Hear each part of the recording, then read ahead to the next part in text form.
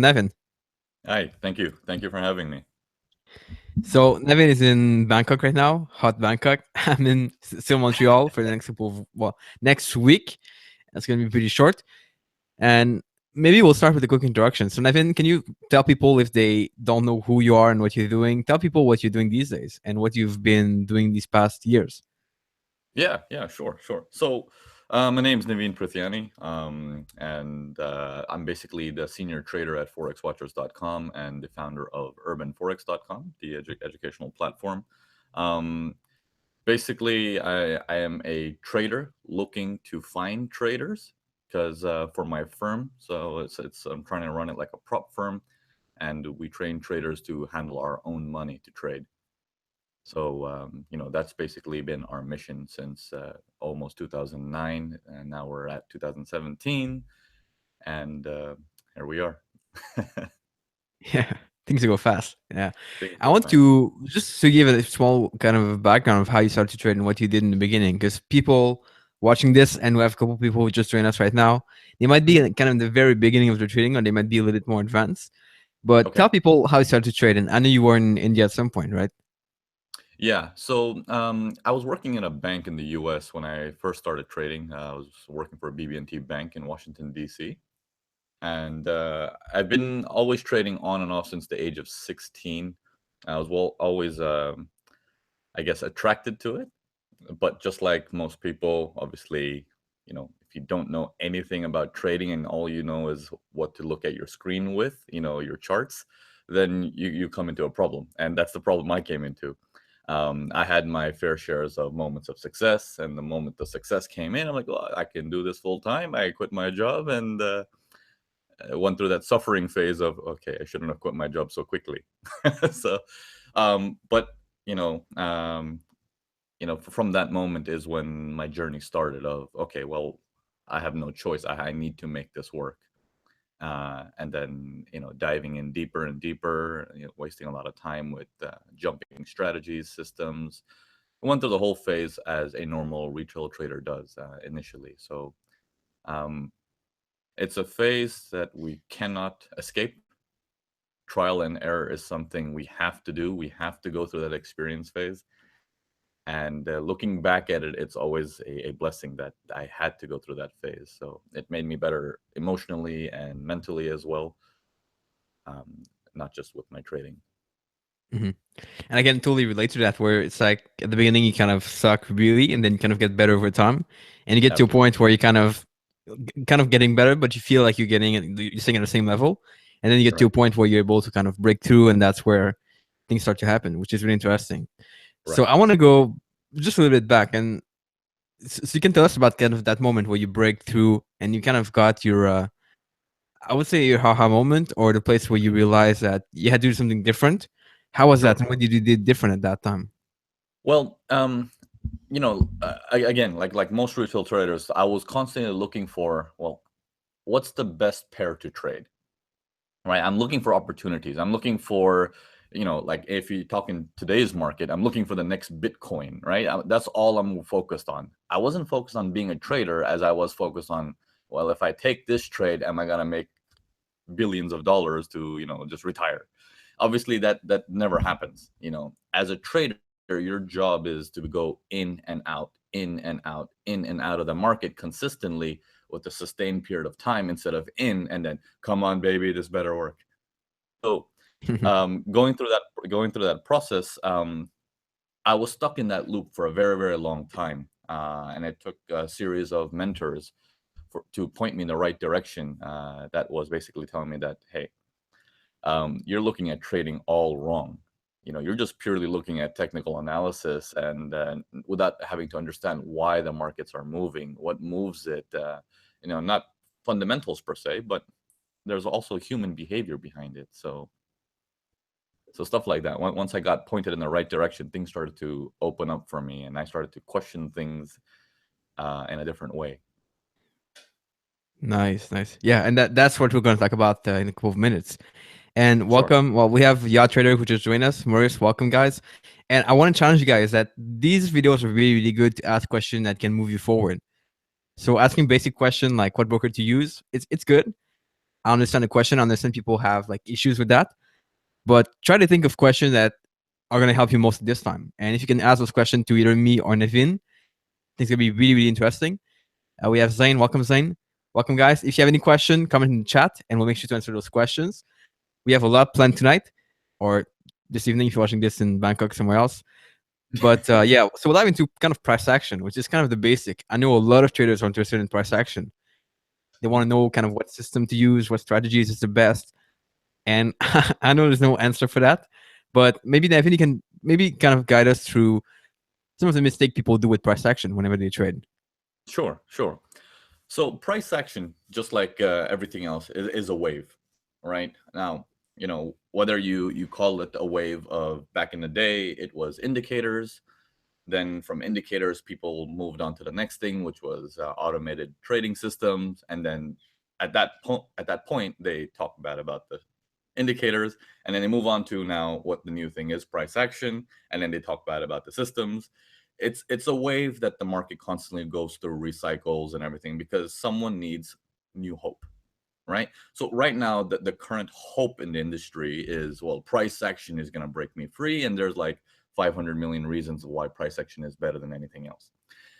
That's all good and correct to a certain extent. However, it still doesn't make traders a trader, right? It's not just a matter of like, okay, I eliminated the indicator, but if you really think about it, okay, if you're looking at your chart, right, and what used to happen is the indicator moves, which follows the price, and then you used to follow the indicator to make the decision, which was following you so that's like 4 steps in, right? Like deep, deep, deep, deep, deep. And then by eliminating the indicators, you've become the indicator by saying I'm doing price action, and you're simply doing the same thing as the indicator was doing, was following price. Now, price action can only be useful is if you can use it to anticipate price to a certain level of degree of success. If you can anticipate of what is this price action trying to tell me, instead of, well, it's cross support and resistance, that means buy, or it's broke below the range, sell. I'm a pure price action trader. I look at charts. To a certain extent, that's very, very dangerous. That's very, very dangerous. So it's a wave, but you need to understand trading's almost like DNA, right? The core of what are you trying to do here? You need to get that straight. So And there are like multiple ways of doing that, and I'm sure. So this is interesting. Big shout out now to I think Zane and Lars for watching this 2 and 3 a.m. in the morning in London and Germany. I think that's awesome. So I want to know, Navin, could you maybe guide us through kind of because price action is a process. I know people who start like they say I trade price action, and that's the only thing they do, and they don't really right. have any kind of rules or anything they look at. So could you guide us to an example of kind of rules and process of price action that you would be using, for example? Sure. So I'm gonna basically share with you one of the the biggest aha moments that I've always had when I was Sure. pointed in the right direction. Well, one of the things is most people, even if they're using price action or indicators or anything like that, they're entering the market based on some kind of an emotional state, or show me and then I will do it, right? How many people out there in today's world are doing things on their own? 1%. 1%. 99% of the people are like, you know, I need to find a job so the boss can tell me what to do. I need to do this thing so someone else can tell me what to do. I need to live in a way where the government can tell me what to do.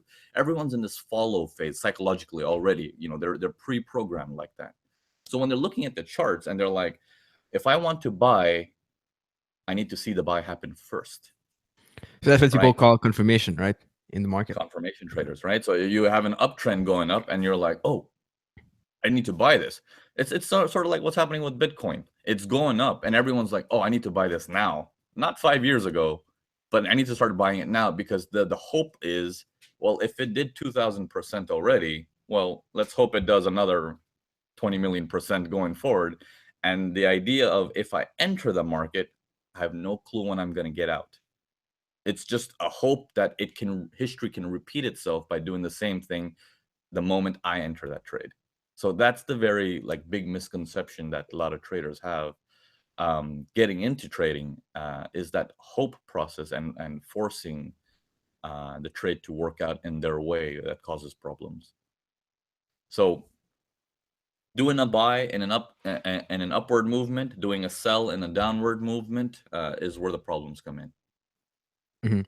So perhaps you can go through kind of an example, either on a chart or however you want to do it, of your recent trade, so people get kind of an idea, and then we can go into the more kind of like nitty gritty details of the strategies and maybe things that people wonder about that stuff.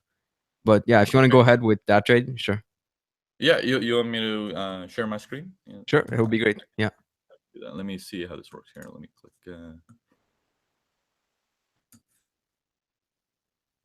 Okay, just let me know if you can sure. see my screen. Yeah, I'll just make sure to present this to everyone. Here we go. Okay, I'll open up a chart here.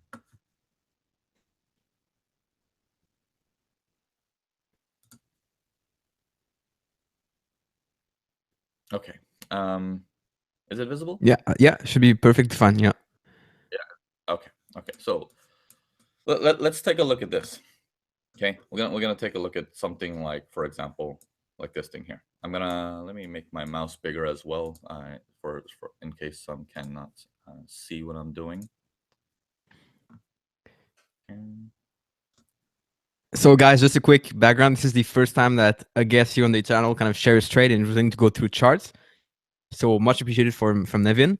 yeah, And if you guys have any question about the setup, again, comment in the chat, and we'll make sure to answer your question about that. And it's going to be maybe possibly tougher to understand the trade if you're not familiar with this, but to make sure to clarify things and make sure that everything is easily understood for you guys. yeah, yeah. All right. So one of the major things, the issues that I used to have with trading was, I used to see this uptrend happen. Now, the uptrend catches my attention. It would never catch my attention in this phase, right? Because in this phase, it's doing the same old thing again and again and again. And then suddenly something unusual happens that makes me react. Okay? That was how I used to trade back in the day. It's like, whoa, what is that? If I was to put in an example, you're sitting quietly in a room and then a cockroach walks by. You're gonna react. You're gonna get up and everything was normal until a cockroach walked by, and then you're in shock and you're like, oh my god, what do I do? Kill it? Send the girlfriend after it, or go, tell your dog, get it, So there's a lot of action that takes place after something psychological that triggers you. So when this happens, the movement starts going up, up, and up, and then people are like, "Oh, I need to buy this thing because it went up this many pips." Right? The dreaming happens of, "Oh my god, if I bought it from down here and I closed it up here, I could have made X amount of Ferraris." And then it goes to the next stage of, okay, well, I'm gonna buy this also. And when it stops here, for example, and it halts for a bit, comes down a bit, a little bit, no one's really doing anything at that moment. But the moment he starts jumping and starts rising and rising and rising, everyone starts pulling the trigger there. Okay? Everyone starts pulling the trigger there. Now, although this can look like price action, like I'm trading with the flow, I traded after an inside bar, etc., notice the location of where your trade is being activated is completely wrong and very dangerous. Okay, does that make sense so far? Oh yeah, yeah. For me, it makes Yeah. total sense. But I've been in that phase for a long time, trying to buy at the top or sell at the bottom for sure. So Right, right, and this is a normal process. So, for example, if we look at this upward momentum, right? Okay, we look at this upward momentum. I'm gonna just help you. You know how I help some of my students how to overcome this stuff, because sure. you have to. The easiest way to overcome this is to think of it in retail perspective. Okay, so I'm gonna explain it. So the markets are rising. They rise all the way up to here. Okay, and then they start pulling back. They reach this point, and as they start jumping up again, of course, it's gonna entice you to buy it again. But as he starts to break this low here, okay, that low gets broken here, many will see this as, oh, my support was broken. We are now in a downtrend. Okay, we are now in a downtrend, and at the moment we hit support and resistance, and then I get that little candle that looks like, according to my candlestick education, a doji or exhaustion candle or a hammer or a pin bar, it means I need to activate my cells. Right? Is that a common thing that happens in the market? Right? Everyone looks Yeah, at it absolutely. like simplicity. Give me support and resistance. Give me a candlestick formation, because I had some guru on the internet somewhere tell me that this is the way to trade, and I'm gonna hit the sell from there, and we all suffer. Okay, that was my initial process of that. Okay, and then going forward, I was pointed in the direction of basically, think of it this way. Think of it this way. What if you knew the market was going up? Okay, I'm just gonna put this question out there. What if you knew the market was going to go up? Then every time the price drops, are you gonna think it's a downtrend, or are you gonna think, oh great, a better discount. I can buy it, at a cheaper price. Oh great, a better discount. I can buy it at a cheaper price. You see the mentality difference? So the big boys are working with this concept of, I know it's an up, and as price comes lower and lower, they're like, perfect. I have a better opportunity to get in. While the smaller time trader, he's looking at this as, oh my god, it's a downtrend. Look at the size of those red bars. It's a downtrend. If we don't sell in this, we're not going to make any money.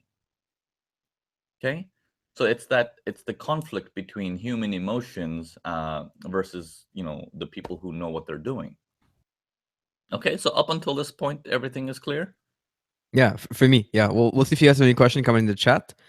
Yeah, But yeah, yeah. people wonder kind of, yeah, people understand the basic principle of getting a better discount, but Mhm. that's kind of what you hear with value investing. And the thing that is wrong with that is I used to do that a lot in the beginning, where I used to Mhm. like sell the bottom, or I used to buy the bottom, but without the right setups and without the right probabilities of winning, of course, it's gonna be wrong. So Right. you have to have things to back it up for sure.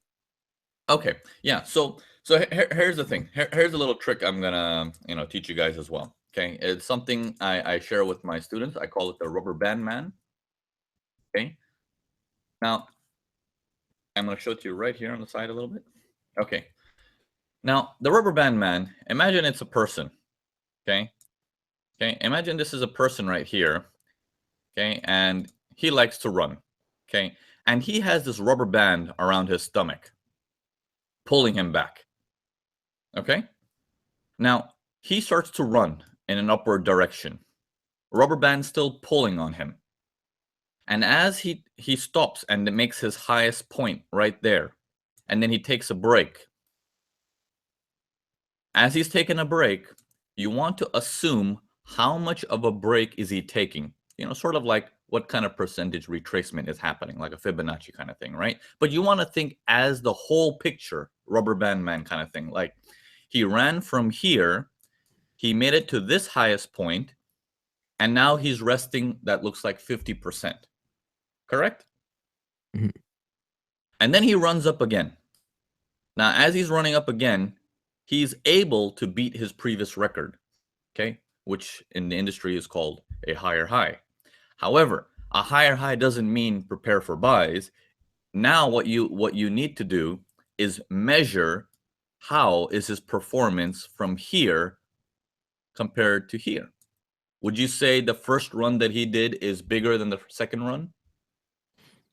Yeah, so far, Right? yeah, yeah. Yeah. So if the second run is getting smaller, or it's struggling to go up, or it the rests are getting deeper, like wow, look at that. He did an 80% rest, and then he's struggling to go higher, and he barely makes a higher high.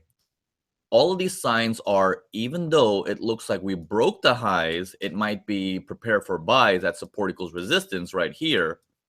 It's actually a sign of, you need to look and measure as closely as possible to see if you can do the sells ahead of time.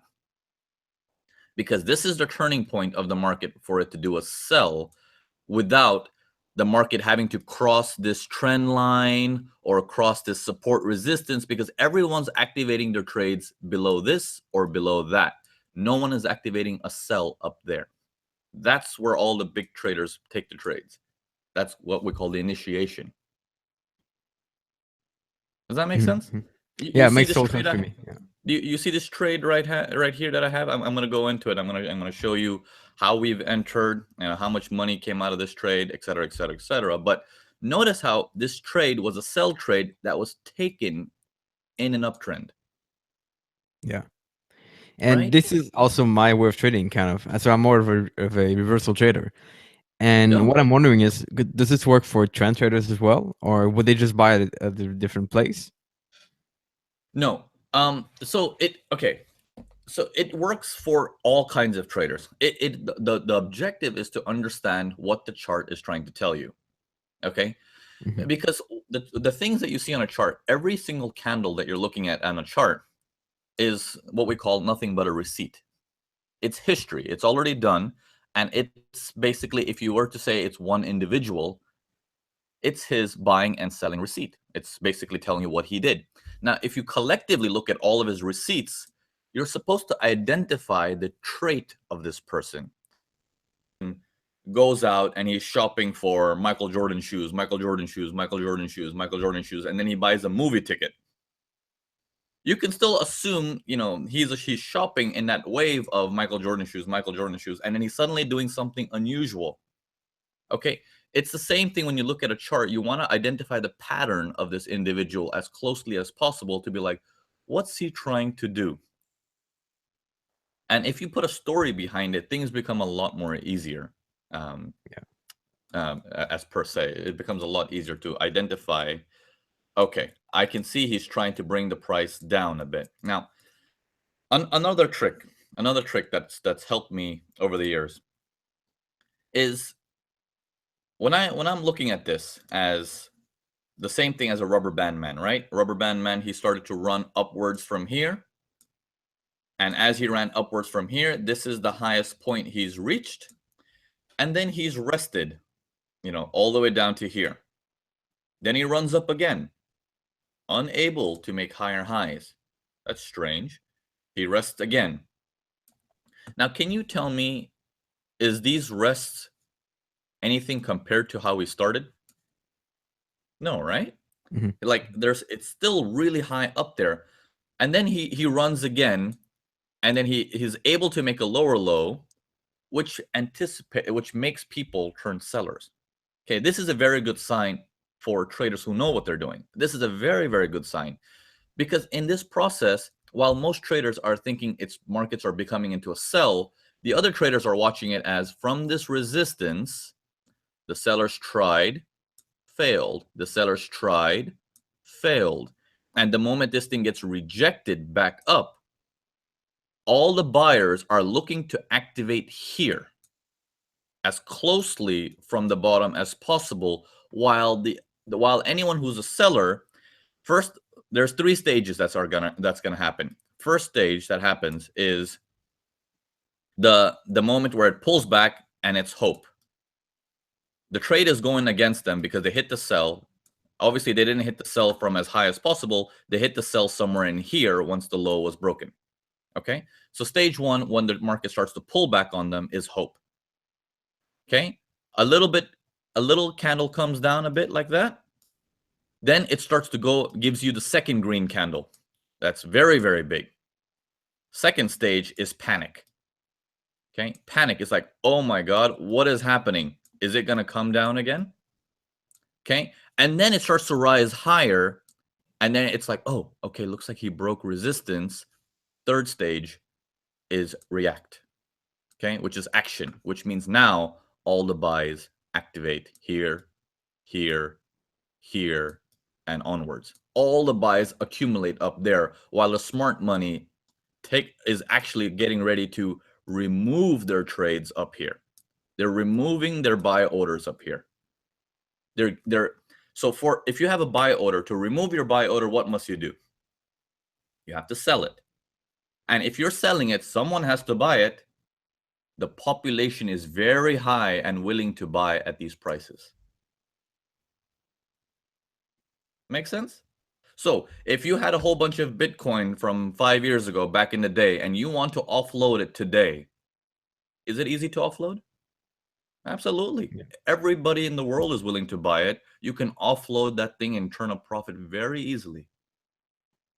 It's the same thing that happens in every single market, in the housing market, in the tech bubble that we've had, in the crypto market. It's happening all over the place. Currency markets. It's just the way the markets work, because the markets are a representation of human psychology. Okay, does that make sense? So it's not just can I study the best pattern that I can. It's how well do you understand what it's trying to do, and can you think of it outside the box? Because the average education obviously doesn't work. If it did work, then it wouldn't be a 95-5 game. Hmm. It's as simple as that, right? Nice. Yeah. So So go ahead. Sorry. yeah, no, sorry, no, go ahead, go ahead. Okay. So I was just wondering, could you go through, now that we understand the big picture, could you go through the example of your trade you took with that big picture in mind? Yeah, so let me open it up. So generally, I don't open up trades publicly like this, because this is my elite community. These are Mhm. members of my senior traders here. But since this is my second time here on your show here, let me I'll go ahead and share it with you here. So let's open up a pound yen. This was a long-term trade, pound yen buy.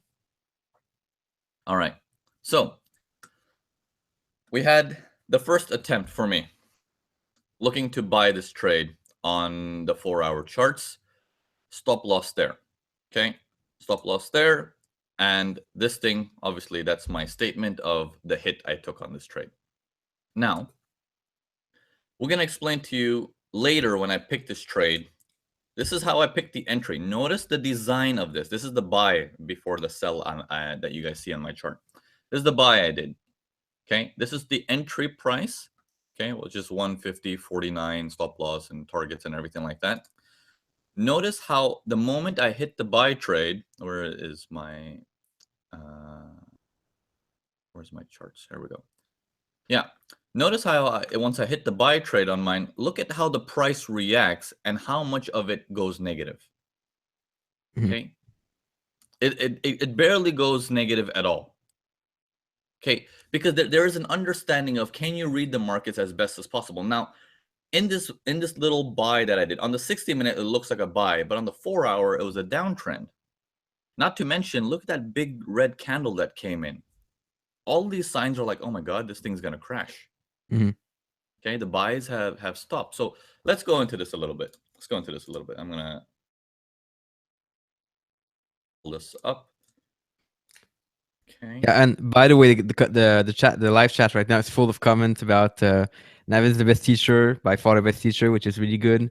Yeah. Apparently, you're talking to people like they're 5, which is really good because people can understand really easily, and that's Oh, really awesome. So go ahead with whatever you thank want you. to Thank teach. you. Is there actually students of mine in here as well? Like okay, we're just going to continue and Yeah, and well, then you guys comment in the chat if you are a student of Nevin, or if you've got any of his course, or if you're following him for some time, and we'll collect just for the fun of it. Yeah. okay, yeah. Anyway, so I just wanted to say thanks for all the feedback up there. So let's take a look at this. Now I'm on the daily chart. Okay, here's the difference between getting the idea of what is happening versus what you think is happening. Okay, so let's go into that. So step number one: always never force your opinion onto the market. Be as open-minded as possible to let the market tell you what it wants to do. Okay, because that's the reality. Okay, so let's say I'm a 1-hour trader. I trade on the 1-hour chart simply because I want to do something today. Right, so I'm on looking at this on the 1-hour chart. So on that day, I was looking at this on the 1-hour chart and I'm like, markets are down. They pulled back, down again. Very aggressive seller. Okay. According to support and resistance, where you guys saw that I did my buy here, the world is actually preparing to do their sells here. Correct? Mhm. Because this is a normal support equals resistance, a rejection off of support resistance, exhaustion candles, dojis, blah, blah, blah, blah, blah. It's a sell.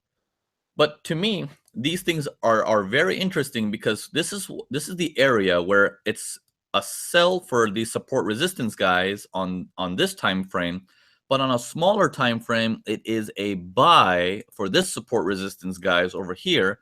This is what I refer to as the money spot. This is where the action happens. Okay.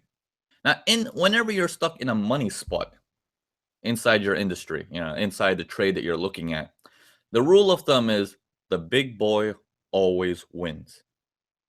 Okay. The big boy always wins. So I'm watching this thing, and the first thing that's coming to my mind is not let the price go up to my support and resistance, and I'm going to sell it. Okay. Most people are like, if I can get a 50% retracement to my Fibonacci number, that's a good place to sell. Or 61.8, et cetera, et cetera. I look at it like the deeper it's going in, the worse the trade is now. Because why? If the sellers are so strong, why did the price go in so deeply? For me, I question that. To consider that if I do a sell there, is it going to work? Yeah. And maybe All I'll right. just add a small comment here because I know this looking at my past trades, my trading journal, that Mhm. most of my losing trade, and I tried something like similar to that with kind of a reversal. And most of the Okay. trades that are losers are kind of in a trend like this, but hmm too far in the pullback, which is something I noticed from my journal. So yeah, Yeah, yeah. So pretty so similar. and that's critical. That was mistakes I used to make also. Even when I was pointed in the right direction, initially I was making mistakes like that also Hmm. because I didn't have the ability to read the market as carefully as possible. My mind kept going into technical analysis, technical price action. Just sell that thing, sell, sell, sell. Or if I wanted to buy it, sometimes I'd hit the buy in places like this. I'd hit a buy and I'd be like, oh, stop out. And then it go up like, oh, looks like the first stop out was incorrect, but it's going now. And by greed, I take that buy over there and then further stop out. Later to know that it went up much, much later. So it's like two losses for no reason, and I never even got part of the third one. Right? So this is a common thing that happens if the story of the inability to read is a major problem. Okay. Now, if any of you guys watching this has the major concern is how do I enter a trade? What is the best timing to enter the trade versus how do I exit? I want you to remember these words as that is all secondary. The primary focus objective is can you pick the direction correctly? I'm not talking about pick the direction where, you know, it's a buy and then 5 days later it goes up and you're like, see, I told you. No, this is currency. Currencies will move in any direction all the time. They won't go in one direction forever. It's made that way. Okay. So they will constantly go up and down, but the ability to read it as closely as possible will be your ability to anticipate the moves a little bit more precisely. So on the 1 hour chart, I saw this as a downtrend and I was like, well, okay, the pullback is coming in very deep. I need to get a better analysis of this to find out, well, what's going on. So I've jumped up one time frame, 4 hours.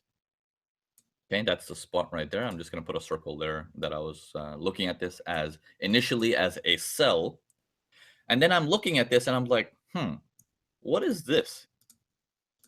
Okay, no higher high, no lower low. Well, that's a range.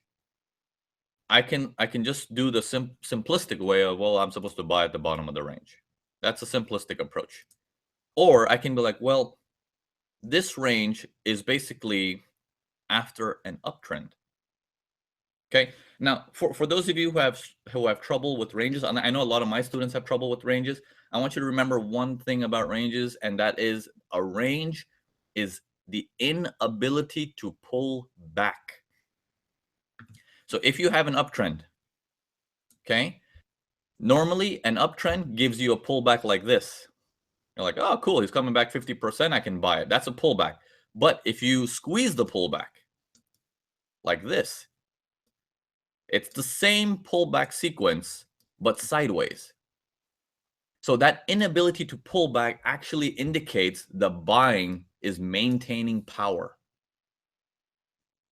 You see the difference there? Now, in a range, the most people think, well, sell from the top, buy from the bottom. But what I'm interested in was why was a range created in the first place?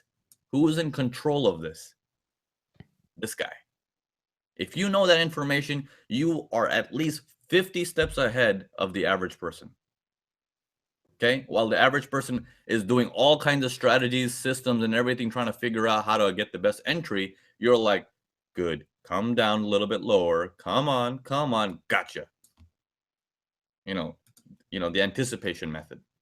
Okay, does this make sense so far to everyone who's watching? Yeah, I think people will really understand, and I understand as well, which is really good. Good, And good. yeah, Okay, so in this same process, I saw the range in a similar method, and I was like, well, wait a minute, this thing doesn't look like, sorry, let me get rid of all this. This thing doesn't look like it wants to stop here, and with this inability to go down, I want to then read this as if I was reading the rubber band man. So I was like, okay, let me go up one more time frame, because I don't want to see the nuisance of the division of the candles. I want to see it clean and clear. I'm going to make this a little bit bigger so it's visible to everybody. Is that better? Yeah, is that clear? yeah, Etienne, that's really clear for me. Yeah, yeah, should be okay. Okay. So when I see this move up, I was like, great. What's all this here now? Like, am I gonna end up on the monthly chart? What is this? Like, what's going on here? Okay, so I keep this in my mind. I'm in an uptrend. I keep this in my mind that we had the inability to pull back already on the daily charts. Okay, not to mention there was no lower low, followed by no lower low. A aggressive buyer popped in. Okay. Okay, if an aggressive buyer popped in, now there's a resistance here. My mentality is, okay, Mr. Resistance, let's see what you got. Let's see if you can take out these guys by making a low. Attempt number 1, fail. Attempt number 2, no lower low again, fail. Okay, now I kept this in my mind of, wait a minute, he's trying to go down. He can't seem to go down. I go back to my 4 hours, and then now I'm monitoring it a little bit more carefully here. The first attempt, look at the speed trying to go down. The second attempt, the speed is broken up quite a bit. Okay? Followed by, this was the lowest point from the broken up pieces, came down very aggressively and came right back. If you want to call that a fake or a probe or something, that to me is, oh my God, did you just see what just happened? If I don't buy this right now, I'm not going to get an opportunity at this price. Okay? The anticipation only came from the ability to read this entire story from front to end. It is never about the chart you see in front of you. You need to get in the picture. Remember, also another tip I want to give you guys. I'm giving like tips one after the other today. it's crazy. Yeah, yeah, So another tip I want to give you guys is, if a smaller player shows problematic areas, it's his problem. If a larger player, which I mean by a higher time frame, is showing a problematic area, it's a problem for everybody. Okay? If I was to change this into an example, if me as an individual, I have a problem with my finances, the government doesn't care. But if the government has a problem, all of us are going to suffer. It's simple as that. Okay? So keep that thing in mind. The higher time frame has a role to play. And if you see you're inside their playground, you need to know if you're safe to play in that playground, or are they going to step in to take control? And if they are, you best want to be with them and not against them. Okay? So that's the rule of thumb. Rule of thumb. Okay. So let's get these things out of the way here so I can clean up the charts a little bit. So in this process, I saw all this, I got in. Okay. Now, it's not just entry that makes things fun. What about how do you make more money? Shall we get into that a little bit? yeah, Okay, definitely. Yeah, let's get into that. So that was my first entry, as you guys saw. Where is it? Okay. Entry. This was 10 days ago. First entry. As the markets jumped up higher, let me go further down. As the markets jumped up higher, 7 days ago, preparing to add position. Now, this seems now a little bit crazy. It's like, whoa, why are you, Navin, starting to now add a position up in this area? Isn't that too high? Why are we adding a position up there? Isn't that too high? Because it's exactly repeating itself. Look at my 60-minute chart. It goes up, hits a resistance from the higher time frame, inability to come down once, inability to come down twice. Look how deep it's going every time it reacts. It goes almost 100%. That's a strong inability to come down. Second time it comes down, bounces up again. So I hit the buy for the second position. Yeah, filled at price 54. Markets came in hot. That's a little bit of a concern. This is the update of the market. Okay. So now I have two positions running. First position, stop loss moved to 0. Second position, that's the stop loss down there. Now, the first position stop loss was moved higher. So now I'm working with a trade that has no risk, and at least I'm walking away with this trade with 100% profit minimum. Okay, I've done risk management, trade management, etc., etc., etc. Okay, this is closing all trades on 7 days ago and standing by. I see something now that he's supposed to go long, but there was the inability to do the buy. Okay, this is a mistake traders make again. This is the second major mistake. Once they do a buy or a sell, they get so committed they cannot see if it doesn't work, I need to get out. This is a vital tool to survive as a trader. You need to know if things are not working, you need to get out. So again, how will you know that information if the ability to read is not there? Okay, so it's not just about how do I put my take profit, how do I put my stop loss. That question is not as easy answered as it is.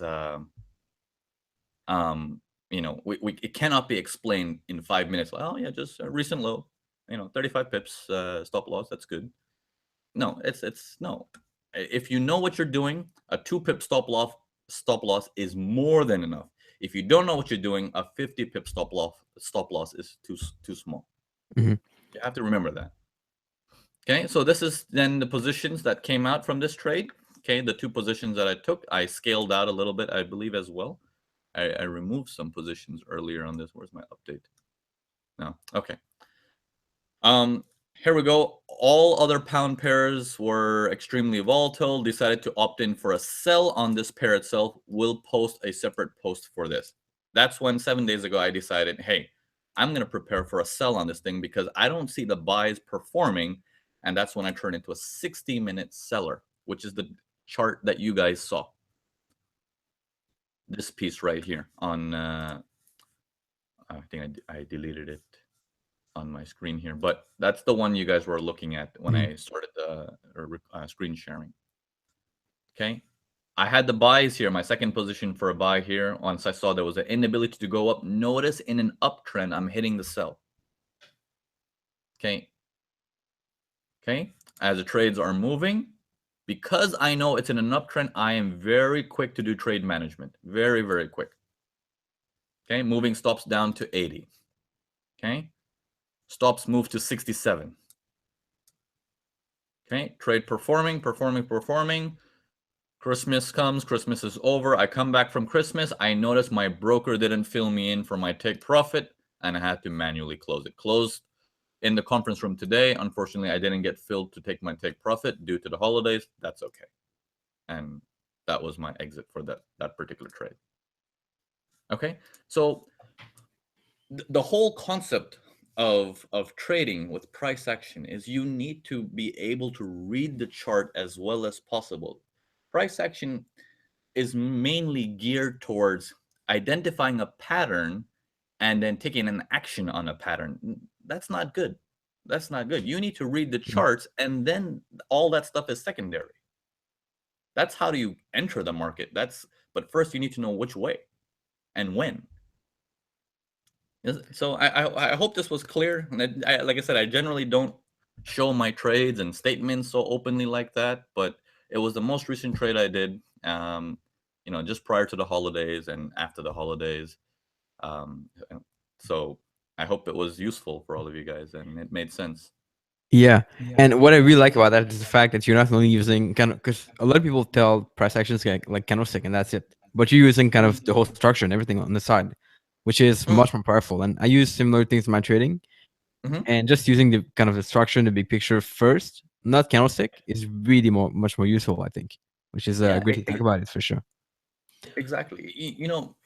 Raising your educational level is an important thing. You can't just expect to come into the markets and trade overnight and make more money than doctors do. And doctors have spent 8 years or 10 years at studying, and you're going to come into the biggest industry in the world out there and expect to do this overnight. You need to raise your level of understanding of the market as high as possible. It's not difficult. That's one thing I always point out to people. People ask me, "Oh, Navin, you must be a mathematical genius." I'm like, I sometimes at the store when they give me my change back, I miscounted. I'm not good at math.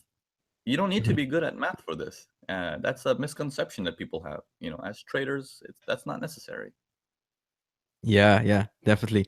And I wanted to cover habits, but we have a lot of questions that I think are going to be really interesting for you that you can answer if Okay, you want. And those are sure. Yeah. really, really good. So Let, a lot let of me. I'll questions turn on that people ask. my. Ready for Yeah. those? I'll turn. Here we go. Awesome.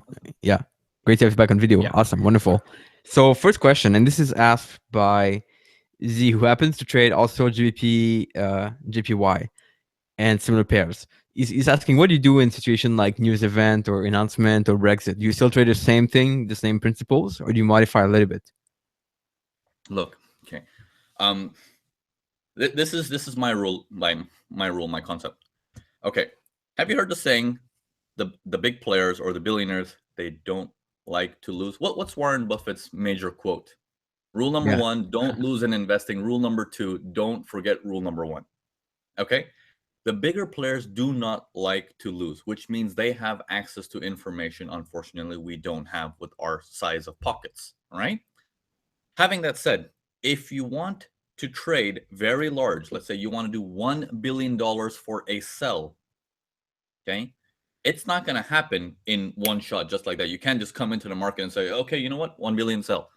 You need to have a strategy. You need to get it approved by your supervisors, your managers, and then once they sign off on it, so this plan is done weeks ahead. Once they sign off on it, you start buying the market little by little, little by little, little by little at the best price that you can. Okay, that's how the big players trade, not the way we trade. We trade in how do we get in following them. They trade on how do we get the momentum going by getting the best price again and again and again. And then, oh shit, it's saturated, price jumps. Okay. So in this process, there's planning, there's anticipation. So when you look at a chart from a perspective, the whole perspective, you have an idea of I know where they're trying to move the money. And with that in mind, a news event only helps you. It only helps you to fit into that perspective. Okay, every now and then you're gonna get a whipsaw, but if you follow that perspective of what are they trying to do, the news event is just an assistant. It helps you out actually. But understand that Nevins are doing like what most traders will do, which is like buying whenever they see a big move. So you're gonna Mm, wait. You're gonna be following the same plan, and that's a big difference. yeah, yeah, Cool. yeah. No news last minute trading. That's not me. I don't do that. Okay, news is coming in 10 seconds. I'm gonna do a buy. Come on, come on, come on. Yeah, see a big spike, buy. No, it doesn't work that way. Yeah, For sure. yeah, or buy once the buy happens. Yeah, exactly. Yeah, yeah, yeah. Cool. What are your thoughts on? Is it better to use one strategy or multiple strategies? Oh, one strategy. But just because you're using one strategy doesn't mean you have to close your mind to other strategies. Keep your Yeah. mind open. You have to learn to evolve. Forex wasn't a thing back in the day. It was, stocks only. Then it was futures. Then it was Forex, and now it might be cryptocurrency. So keep your mind open and fresh as all the time. Don't become like as an aged person where every day that you grow older, you have these rules and set of conditions and traditions and culture, and you're like, this is my sports team, this is my politics, this is my everything, and everything is inside this box, and that's how much you experience life in that little box. It's all wrong. I don't believe it. You need to keep an open mind as much as possible. Exactly, and that's why I keep testing stuff and like trying strategies to see if they work Yeah, and get new ideas for sure. yeah, Really, yeah, really good. So just to kind of clarify everything and make sure everything is clear. So you have one strategy that you use on multiple time frame and on multiple currency pairs, right? correct. Cool. So how do you decide what to trade? Oh, so I use softwares. So have become, I guess, semi-robotic or bionic, if you want to call it. Like I'm like RoboCop now. It's like so. Once you know what you're doing and you're doing it consistently every single day, every single day, every single day, you can find programmers and say, hey, can you spot me these conditions and et cetera, et cetera. I have 28 pairs I used to look at manually, one by one, one by one, one by one, one by one. And then I was like, okay, I'm gonna rely on my staff. They're gonna find me trades. Okay, one by one, one by, and then from those trades, I'm like, oh no, this is incorrect. This is not good. I don't like that. Then what we did is we programmed it to a point where it looks through all the 28 pairs, it gets me the conditions I like, and then it spits it out at me. And then I do that further step of, okay, from these 10 that it told me, 8 of them are useless. 2 of them are very important. That means 2 of them, they're on a 4 hour chart. That means I have approximately 16 hours. I'm allowed one flight, of 3 hours maximum. I cannot fly to the US or anything. I have to fly locally. So that's when you plan your days ahead and be like, okay, I know where I'm going to make my money. Yeah, and you're correct with the idea of not trading every day, which is a big difference. Like most people want to trade, like they want to be there all day to spot the right trade, which you Um, probably don't do, and I'm sure you don't do um, it. no, Yeah. well, there are times where if I'm, in a time crunch and I only have a few hours in a day, I do trade the 3 minute charts. I'll go down very, very low and trade them. I used to do that on the futures chart as well. Um, but it it's a lot more aggressive, the lower time frames, and it's a lot faster. I feel like if you can do the higher time frames, you can graduate yourself to do the lower time frames because it's just faster. Hmm. And you have to keep track of everything on the higher time frame by doing the lower time frame. So, Yeah, and as long as you so have the you strategy to can back it trade up every and day. trade it, it's fun. Sorry. Yeah, as long Yeah. as you have the strategy to trade it, it's totally fun. Yes. Yes. Cool. What are your thoughts on backtesting for beginning traders? Um, back testing. If you can follow through with the back testing, I'd say it's important. Okay. Most people will back test and they say, "Oh, this is a winning system." Do they follow that winning system? Do they do it every single day, or after 1 week and the first loss they get, do they switch a strategy? That's important. If statistics is telling you this thing works, then make it work because everything works in the market. It just people don't follow through. That's all. Hmm. Hmm. But I feel that sometimes price action might be tougher to backtest, especially if you do multiple time frame. Mm. If you're doing price action, yeah, it is tougher because there's a lot of conditions that it's harder to program as of right now. Maybe 10 years from now, or with artificial intelligence, maybe easier. But as of right now, it is a bit difficult uh, So with how would price you action. recommend people who kind of start with price action to be able to validate their edge? Is there like do they have to just practice and maybe trade demo for a long time or Um, I would say the fastest way, if you are looking for a shortcut, find someone who's already done it. yeah. Totally agree. If because if you're gonna forward test, then you're gonna have to go through that trial and error process. Um, you might have to find someone who's already done it and be like, okay, I'm just gonna listen. I'm gonna do my best to stay on track by listening. You know, but that's the fastest hack. Hmm. Cool. Cool. There was a question, and I thought this one was really interesting from Lars. Is there a difference in what you notice on the chart now compared to like when you started? So let's say 5 years ago, because you studied a lot of charts uh, Yeah. since you started and since like even 5 years. So did the strategy you use change, or is everything the same? My strategy evolved through time. Now, that when I tell you I trade 3 minutes sometimes now, I couldn't do that back in the day because of how Forex, was still the wild west back then. There were very little regulations, and brokers are looking to make money.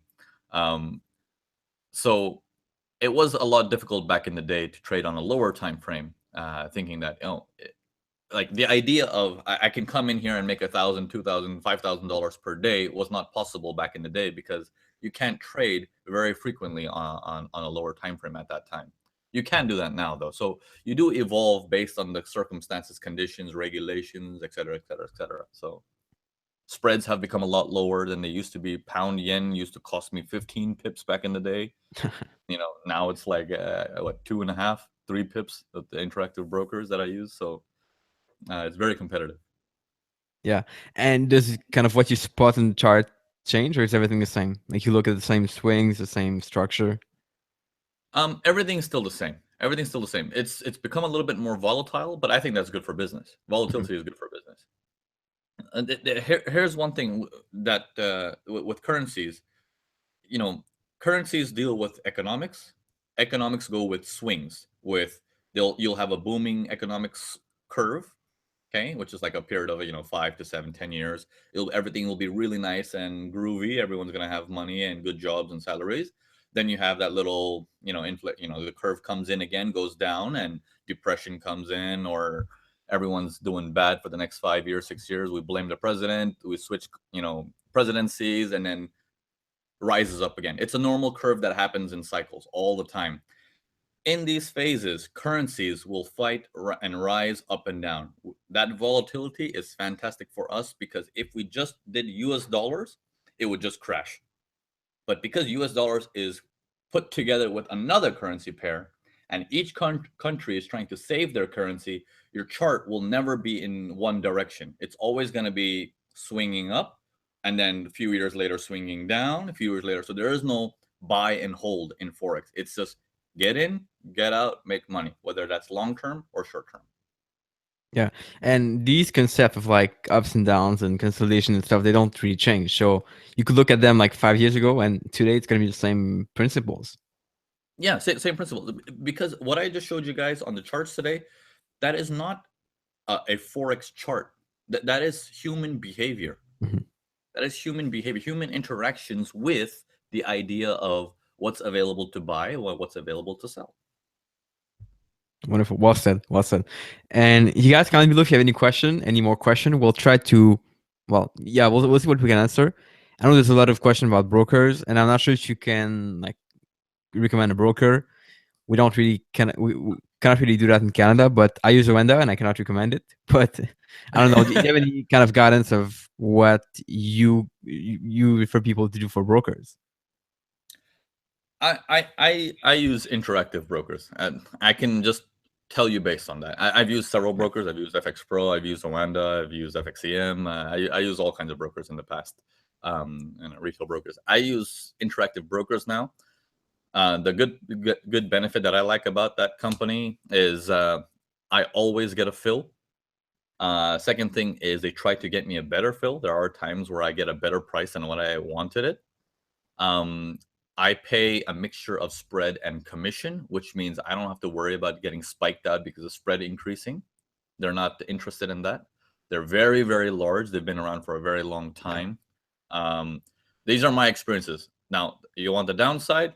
The platform looks like something out of a sci-fi movie. It's you look at that screen and you're like, oh my god, Navin is performing an operation or something. But it looks extremely horrible. But I use it for execution, so that way I use execution on interactive brokers, but I use my charts for trading view. Yeah, So exactly. And that is my personal opinion yeah, yeah. And for we brokers. cannot really recommend brokers because it can be different for everyone. But Exactly. there's like positive side to Windows as well. I've been using them for a very long time right now, maybe 5 years. And yeah, they're good. The cool thing I like is that I can trade on TradingView right now. So you can plug what you want on the platform, which is good for swing trading. Day trading I would not recommend because it's kind of tougher and the platform is not like top notch yet. But it's still possible to do it. So that's what I like. But yeah, Yeah, cool. So I answer met about brokers. I met the CEO in Toronto of ONA. He's a very nice guy, and I think they're switched now. He's not the same CEO anymore. It's a good platform. I used to remember Oanda back in the day when it was all black and white, black and brown color charts. Back in the day. Now, then they went through the second phase of management. It was all about the fees and how do we get more commissions in.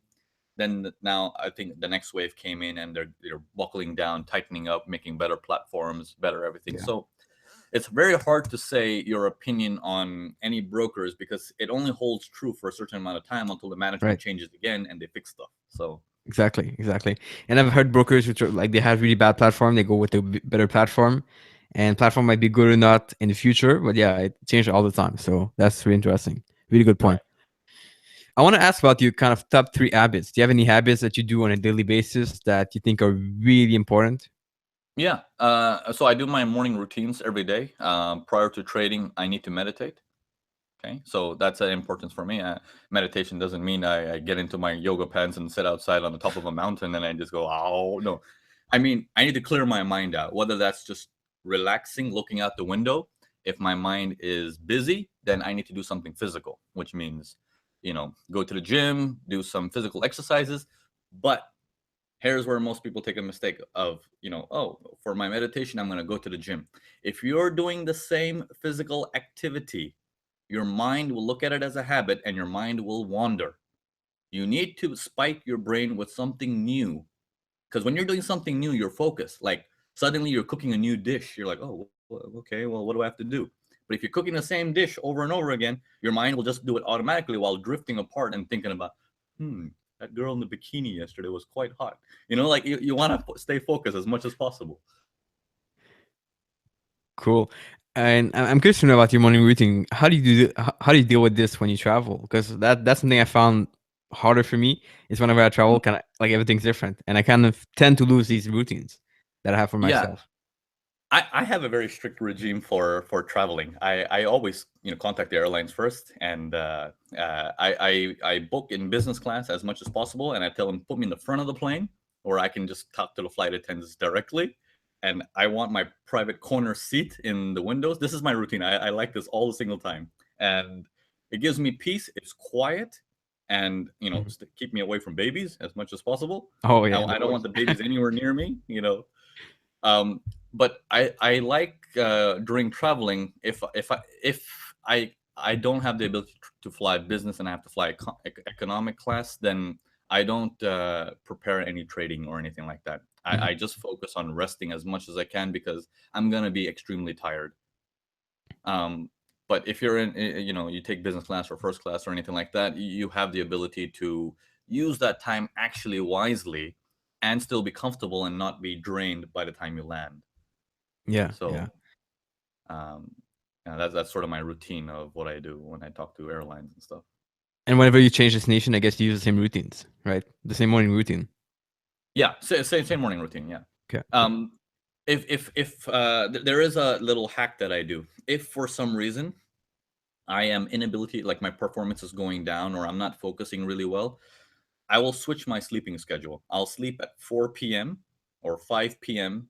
In the day, and I'll wake up in the middle of the night, like 2 a.m. or 3 a.m., something like that. And 3 a.m. until 9 o'clock in the morning is complete peace. The whole world is sleeping and quiet. You're just yourself. Even if you're not working and you're just taking some time off, you're chilling, you're playing PlayStation, you're just quiet. And you still have the morning with you. The sun rises, you can go to the bank, you can do whatever you have to do, buy your groceries or whatnot. So you still have the morning to yourself. But that sort of restarts you to take some time for yourself, think, reorganize, and screw the night. Who cares about the night? Like unless you want to party and spend your money, yeah, but keep the nights for the weekends. Apart from that, Monday to Friday, get your butt into the game and make some money. That's the only thing you got to do. If you want to be a trader, you got to be extremely disciplined. Otherwise, Yeah, it's not for the faint of heart, if you want to call it like that. So I totally agree with that for sure. And one of the cool thing about doing this live near Christmas and near the New Year, so Christmas yeah, just passed, but yeah. the New Year's that you're doing an end of year sale. So Hmm. tell us about it a little bit. And I've just seen the discount and everything. It's pretty insane. Tell Yeah. people what they can So find with your site, your band Forex. yeah, so on Urban Forex, right now we ran a Christmas promotion on the 25th, and actually we're going to be ending it at the end of the year, just prior to New Year's. So we're making promotion on all of our courses. We have up to 60% off, and you can pick up the entire course package that I have as well for a maximum of 60% off. Or you can pick up the Mastering Price Action. You know, although we talked about price action being dangerous, there is a way that I teach price action in a whole different way. So there is a mastering price section that's also available there. That's the most popular thing. We're the only mid-sized company out there that has a 4.9 review on Facebook. We've beat countless records. We've won several awards. We're on FX Street Premium Speaker as well. You name it. We're there. But the most important thing for us is, does the student understand what he's doing? That's the most important thing. If he doesn't understand, it is all a waste. It is all a waste. So that's how we stand out. And so, yeah, and during the Christmas time, it's a time to give back. So it is, we are running promotions. It is up to 60% off. And I would encourage, the viewers to pick them up if they get a chance. Yeah, link's gonna be below in the description, so you guys can check it out. And I don't know how long it's gonna last, so make sure that you secure any course you want to buy. And I know there's a couple of bundles you can get. And yeah, it's I haven't seen many traders or many instructors teach people like they're 5 years old and really go through every step and really explain every single detail, which is really important. So Navin's doing a great job with that. You've seen it tonight. And I think even if this was not a sale, if this was full price, you would still get a lot of value with that and still get plenty of results, which is really awesome. You still get the money back for sure. Yeah, there's a 30-day money back guarantee. If you don't like it Cool. for any reason, it's no problem. Wonderful. Two last question, which one's going to be linked to your course, I think. Sure. Someone's asking, I can easily flip $100 into 1K in binary option, but you cannot surpass the 1K mark, and it gets a big drawdown. What do you think is that? You have a mathematical disadvantage in binary options. You never get more than a 0.8:1 on average. So if you better have a very high success rate if you want to trade binary options, because if you win, you don't win 100%. You win 80%. So you already have a mathematical disadvantage, not to mention the spread. The spread is also there. So in my personal opinion, binary options can be useful only to those who have the ability to have a consistent profit, where it's like, I know what to do right now, buy it, profit. I know what to do right now, sell it, profit. So if you have a issue of your profit percentage is very low or just above 50, 60% profit level is very, very good. Not in binary. That's problematic. Mm-hmm. Okay, so if you want to take a look at that in that direction, then for me, binary is not a good option. I can't make 500, 600, 700% on a single trade like it can do in Forex. Exactly. Yeah, really good point. And I didn't see many people succeeding in binary option, which is unfortunate. Yeah, really unfortunate. Yeah, I know zero people. From all the people I've encountered. I know zero. Yeah, same for me. Okay. Zane is asking, what would you recommend should be a good trading size account to trade full time? Well, it depends on your lifestyle. I mean, yeah. Well, so have you seen from your past student kind of an average of what they can they usually have and they succeed with? It still doesn't matter about the money. It matters on what you need, right? Exactly. If you have your rent that's like $300, but you have this spending habit of $5,000, then you're gonna need at least a $50,000 account to sustain that life. Not to mention, you're just starting off and you need to learn, so the money that you're going to lose learning at the same time needs to also be accounted for. Yeah, exactly. And yeah, it depends, of course, on your habits and what you do. And I know some people need less money for sure. And some people go to live in like Thailand or someplace like that because it's going to be less expensive. And that's a good option, I think. But yeah. So if you want a quick, easy way to think about it, if you're aggressive, trade as small as possible until you prove to yourself you got it. Exactly. If you're conservative, you can open a decent sized account, whatever you feel comfortable, 2,000, 3,000, 5,000, 10,000. But because you're conservative, you will survive. Aggressive traders, you're going to blow that money. Go small. And once you get the hang of it, go big. Yeah. Cool. And the goal of this live was to do kind of an overview of what to do to succeed in 2018 in trading. And I know you guys have a lot of value. I know you have something to work on. And definitely, if you want to speed up the learning curve, check out the link below for Navin's end of year sale. It's going to be worth it for sure. And you're definitely going to get a lot of value from that. I can only say good things about Navin. And if you guys have any question, comment below this video after that. I'll monitor the comment, and I know Navin will help a lot to monitor the comment as well to answer your question. And we'll catch you guys soon. Thanks, Navin, for the time. I really appreciate. And Yeah, it's no great. problem. Thank you. Thank you. Thank you for having me. All right.